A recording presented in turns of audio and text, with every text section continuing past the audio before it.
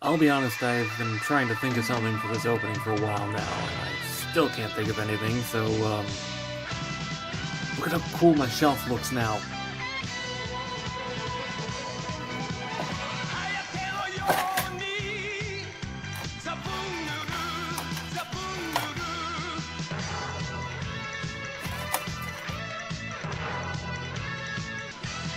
Hello, and welcome back to another Plomo review. Today we're taking a look at something a bit different. The 148 Hobuggy from Xabungle. Alright, there's really not that much to go over with this, so this is probably going to be a pretty quick review, but that's fine. This is basically an old 80s kit in everything but release date, which is 2005, according to the box, by the way, which is about the time that the UC Hardgraph stuff was coming out, actually, so that checks out. Granted, it's also only a couple years before the R3 Walker Gallia, but that's a different beast entirely. This is more in line with your traditional car, plane, train model. All one color, has to be glued together, needs work. Considering I normally mostly review Gunpla, this is a bit of a humbling experience, frankly. That said, let's actually take a look at this. Now, it should be fairly obvious this thing doesn't really have articulation. That said, as long as you don't glue this in place, you can move that up and down, and the fans are technically able to move, but it's not exactly free-flowing there.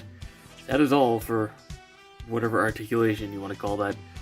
Now, there is actually, well, I would call it a gimmick. It's not even mentioned in the instructions, frankly, but these are technically two-seaters, and as long as you don't glue this on, you can't actually make it one. Not a perfect fit. Honestly, it looks a little bit awkward, but hey, it does technically work. Also, you can actually remove your arm as long as you don't glue them in like I didn't. And he is fully sculpted. They even sculpted in his boots. They didn't, however, sculpt his goggles. For some reason. I had to sculpt them on myself, which is why they're a little rough.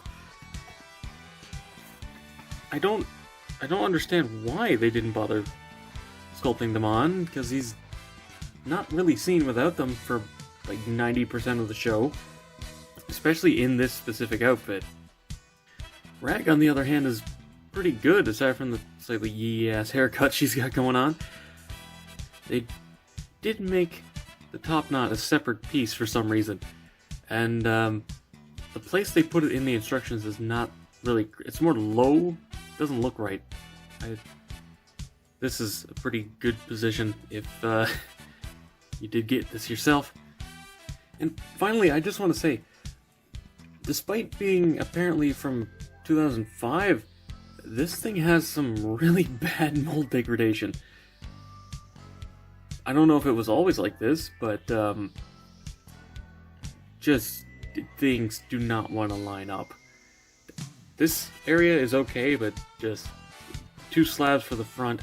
The nose I had to sand down.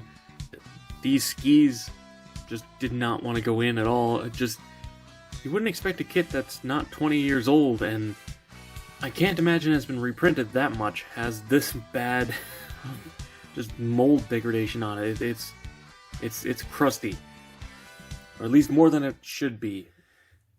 Now, as I said earlier, the color correction on this is, well, everything. The only thing that doesn't have paint on it on this is the fan, and even then I still did a matte top coat and some silver edge highlighting on the top of each blade just to give it a little visual interest.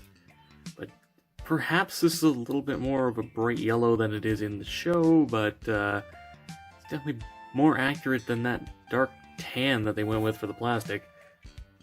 In the show, it's like a weird yellow tan. It's like a pale tan yellow-ish. Like I said, this is maybe a little bit more vibrant than it should be, but it's close enough. Something they didn't get right at all is they painted these white. It's just a more pale yellow tan. It's not supposed to be pure white. I don't know why they did that on the model. Also, it's coming out really vibrant blue on the camera, and also it's really blowing out the yellow too, actually.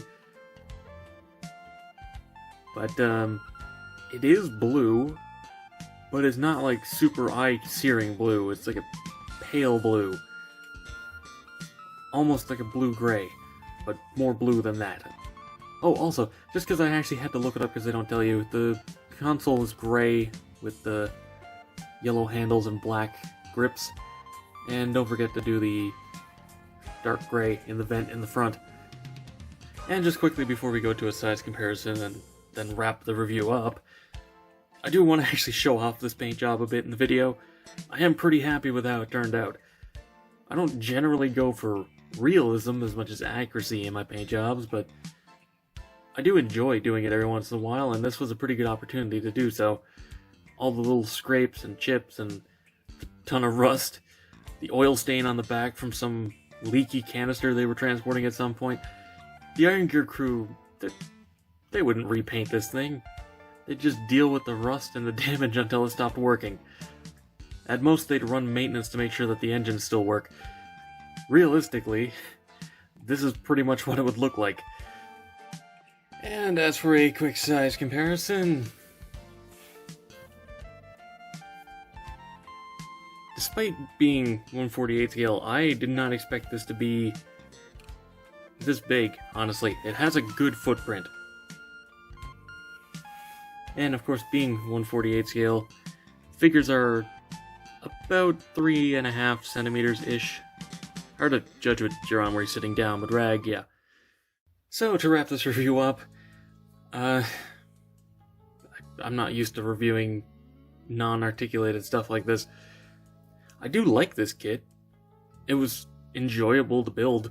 Aside from the kind of funky QC with the molding, I mean, that was able to be dealt with anyway with a bit of sanding, but still weird for something that I can't imagine has been printed that much, like I said. But for the price, good size. And it was nice to be able to break out my weathering skills to get something a little bit more rustic. Didn't do that for my other Xabungle kits, but with something that is pretty much just a statue anyway, I figured I might as well give it a little bit more visual interest than, flat yellow and blue. But if you're interested in getting this kit, I can recommend picking it up. It looks great as long as you're willing to put in the work, and it looks really good if you put something on the back as cargo. I'm happy to have this as a shelf piece. And that's all for this video. Thank you very much for watching. Be sure to let me know what you think down in the comments below. Subscribe and hit the bell to be alerted for future reviews.